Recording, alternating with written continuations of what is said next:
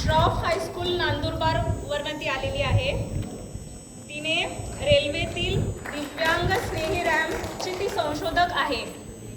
हा रॅम्प बनवण्याचं काम तिने 6वी पासून सुरू केलेलं आहे आणि भारतातील पहिल्या उद्योग महोत्सव 2025 मध्ये तिने सहभाग घेतलेला आहे.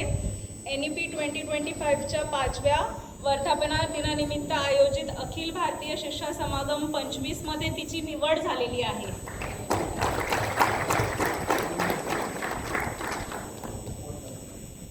ओके सेशन होतं तेव्हा आपण बोललो होतो की महाराष्ट्र एक छोटी एक इनोव्हेटर आहे आपली. ही 1.5 वर्षापासून आमच्यासोबत आहे. हिचा एक आयडिया होता. मी तुम्हाला म्हटलं होतं आपण एक्झाम्पल देऊ, मी तिला बोलवणार. तिचे बाबा सोबत आहे. नितीन सर या प्लीज. खूप स्टार्टिंग अर्ली एजमध्ये जसं आपण म्हटलं की 6th स्टँडर्डपासून आपण चालू करतो. सरांनी पण आता लास्टमध्ये स्टुडंट्सच एक्झाम्पल दिलं की स्टुडंट्स आता मेन टॉर्च बेअरर्स.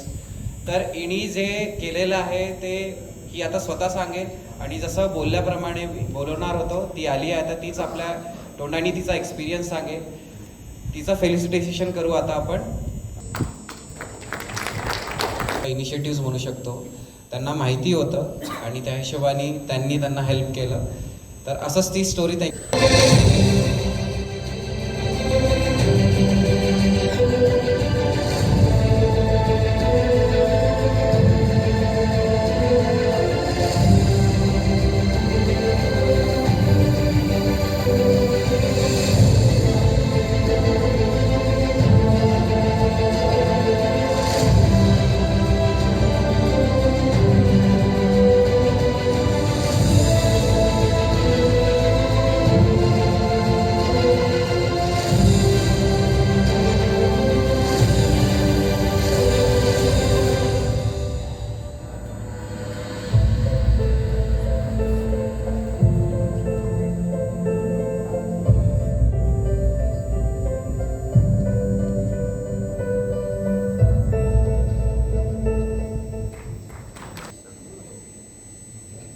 नमस्कार, माझे नाव आहे समिधा नितीन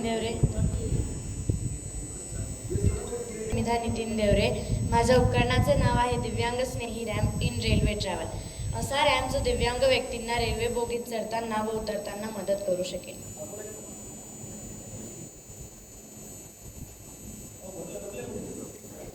महिलांसोबत रेल्वेने प्रवास करत होती. त्यावेळी मी असे दृश्य पाहिले की ज्यात दिव्यांग व्यक्तीला रेल्वे बोगीत चढताना त्रास होत होता. मग त्यावेळी मी या संदर्भात माझ्या वडिलांची चर्चा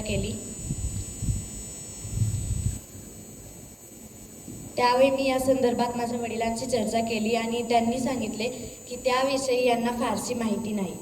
मग त्यांनी सांगितले की आपण याबद्दल थोडासा शोध घेऊया. मग आम्ही इंटरनेटवर सर्च केले आणि आम्हाला असे माहिती पडले की असे काही रॅम्प्स भारताच्या मोजक्याच स्टेशन्सवर अवेलेबल आहेत, पण हे एक्सटर्नल असल्यामुळे यांचा फारसा वापर होत नाही. मग मी असे ठरवले की ह्या प्रॉब्लेमवर सोल्युशन बनवायचे. त्यासाठी मी दिव्यांग व्यक्तींची मुलाखत घ्यायचे ठरवले. मग दिव्यांग व्यक्तींची मुलाखत घेतली आणि त्यांच्या उत्तरातून सुद्धा मला असे कळाले की अशा प्रकारचे रॅम्प त्यांनी कुठेही पाहिलेले नाही. मग यासाठी मी हा रॅम्प बनवण्याचे ठरवले आणि मग मी त्याचे मेजरमेंट्स घ्यायचे ठरवले. मेजरमेंटसाठी मग आमच्या शाळेने नंदुरबार स्टेशन मॅनेजरांना पत्र लिहिले आणि त्याचे आम्हाला उत्तर मिळाले. मग आम्ही रेल्वे बोगीचे मेजरमेंट्स घेतले. त्यानंतर सर्वप्रथम मी एक ॲल्युमिनियम सेक्शनपासून टेम्पररी रॅम्प बनवला. मग तो मी प्लायवूडमध्ये बनवला आणि त्यानंतर याची आम्ही फर्स्ट ट्रायल घेतली.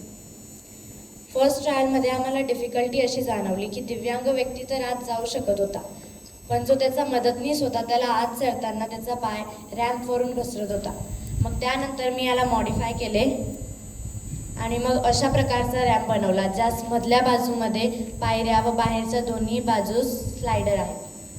आणि मग त्यानंतर अशा प्रकारची आम्ही त्याची टेस्टिंग केली. मग त्यानंतर माझ्या वडिलांना कुठून तरी माहिती मिळाली की स्कूल इनोव्हेशन काउन्सिलतर्फे अहमदाबाद येथे बूट कॅम्प भरवण्यात आलेला आहे. मग त्यासाठी आम्ही अप्लाय केले आणि आम्हाला त्यात सहभाग घेण्याची संधी मिळाली. आम्ही तिथे शिकलो की एम्पॅथी म्हणजे काय, प्रूफ ऑफ कन्सेप्ट काय असते आणि बिझनेस मॉडेलिंग म्हणजे काय.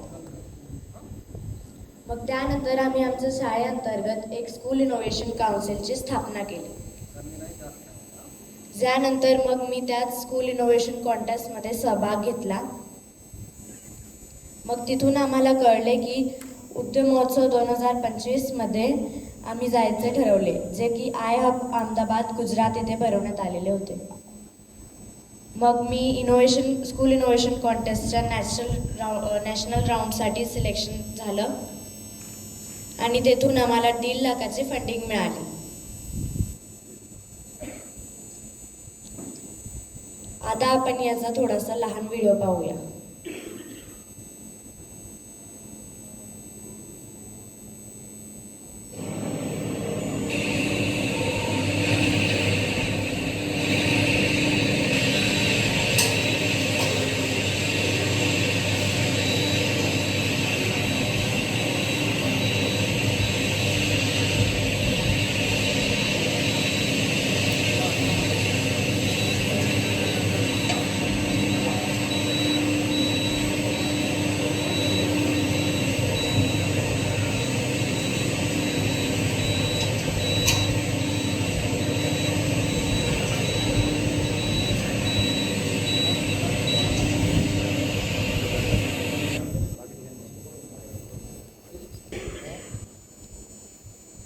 मग त्यानंतर आम्ही अखिल भारतीय शिक्षा समागम येथे पार्टिसिपेशन केले.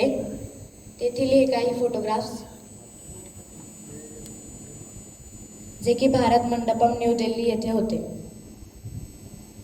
मग त्यानंतर आमच्या स्टॉलला वेगवेगळे मान्यवर येऊन भेट देत होते. इथे आहेत प्रोफेसर TG सीतारामजी, चेअरमन ऑफ AICTE, आणि डॉक्टर एलन गोवनजी, assistant innovation director of MOE. त्यानंतर हे आहे मिस्टर योगेश ब्राह्मणकरजी, इनोव्हेशन डायरेक्टर ऑफ MOE. त्यानंतर हे आहेत मिस्टर योगेश सोनवणेजी, दादाजी भुसे यांचे OSD. त्यानंतर दिव्यांग व्यक्ती येऊन सुद्धा आमच्या स्टॉलला भेट देऊन गेले आणि त्यांच्या माहितीतून आम्हाला असे कळाले की अशा प्रकारची सुविधा त्यांनी कुठेही पाहिलेली नाही. या दिव्यांग रॅम्पच्या प्रवासात माझ्यासोबत शाळेतील व स्कूल इनोव्हेशन काउन्सिलचे बऱ्याच अधिकाऱ्यांनी मला सोबत दिली. या प्रवासात आईवडिलांनी जेवढी सोबत दिली तेवढीच सोबत मला स्कूल इनोव्हेशन काउन्सिलतर्फे सुद्धा सोबत मिळाली होती. त्यासाठी मी सर्वांचे धन्यवाद मानते.